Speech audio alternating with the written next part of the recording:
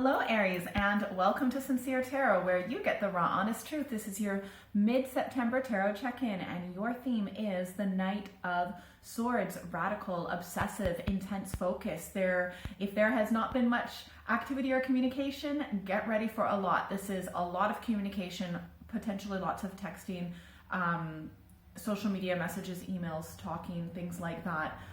Phone calls. It's going to be busy, busy, busy, and on one specific focus. So let's see what that is. So what does Aries need to know for mid-September? Please and thank you. Ooh. If you haven't subscribed, please. Oh my gosh, please do so. Wow. Okay. You've definitely been going through some drama and a lot of pain in the recent past, but I mean, it's still going to be a little bit difficult right now, but you're going to get through this. This is a very positive outcome. So, wow, this is crazy.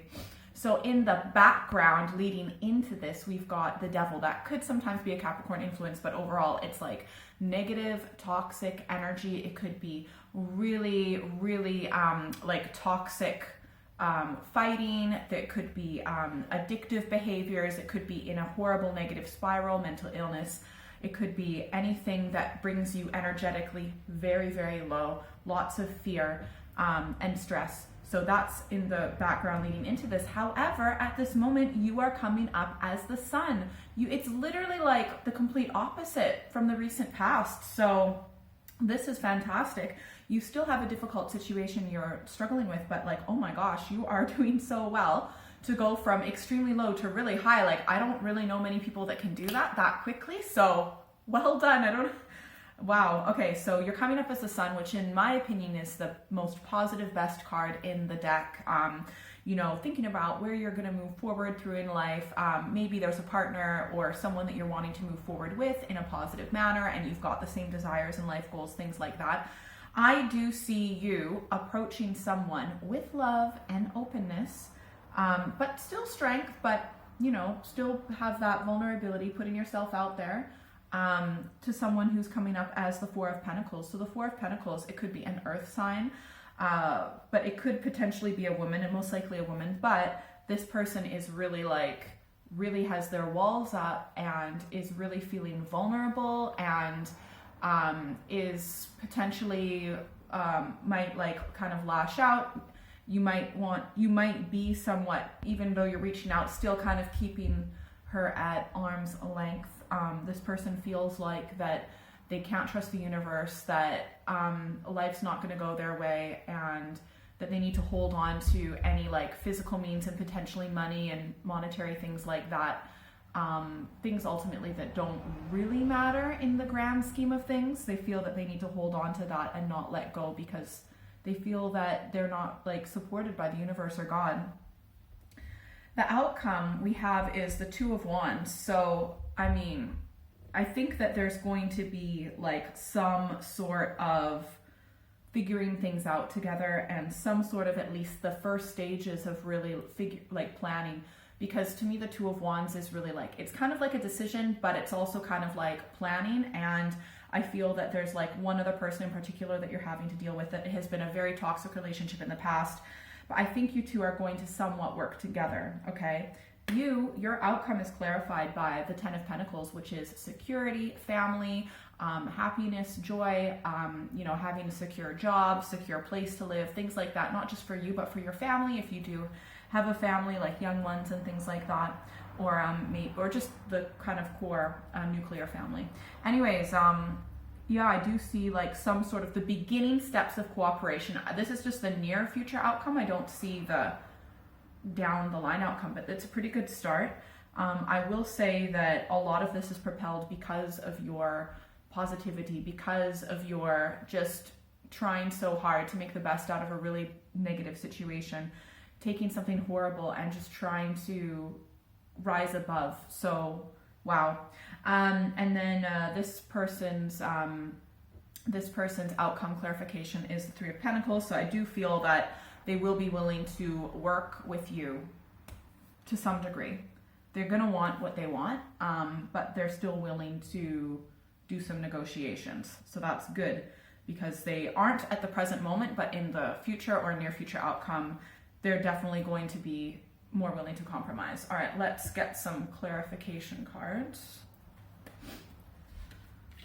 Okay, yeah, I feel that, oh wow, interesting. Okay, I mean, plans may not go exactly the way that you want, but it's not going to be like the worst case scenario.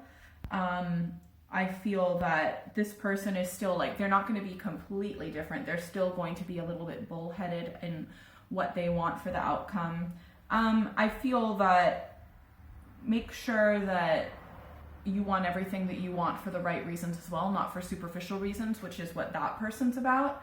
Try not to be quite like that. But I do feel that, you know, at this present moment, you know, you are going to reach out to them. And I do believe that's because you're, or you have very recently, because you are connected, you know, to your intuition, and you're listening to the messages, and you're like, maybe you've been thinking about reaching out to them in a certain way with loving kindness, and you finally actually do it. And it's also for like practical reasons as well, because you might have to live with this person sometimes, or you live together, or you have some sort of a family together, or it could be you work together, for example, or something like that. They could be your boss or colleague. I feel that there's been some sort of like a stalemate, even though there's been like in the past, because there's been a lot of like negativity, but it's almost like just not really changed that much. I feel that this person is getting a little bit more in touch with their emotions, but they're emotionally immature, right? Almost like a little girl. So you please remember that. They literally have the emotional maturity of a little girl who thinks she's a princess.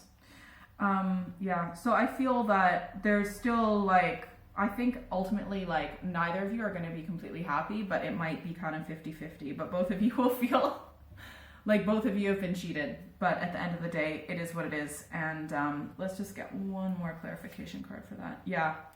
But I think at the end of the day, both of you are going to just finish this because you're like, you just want it to be over. You're done, you're done, you're done. Both of you.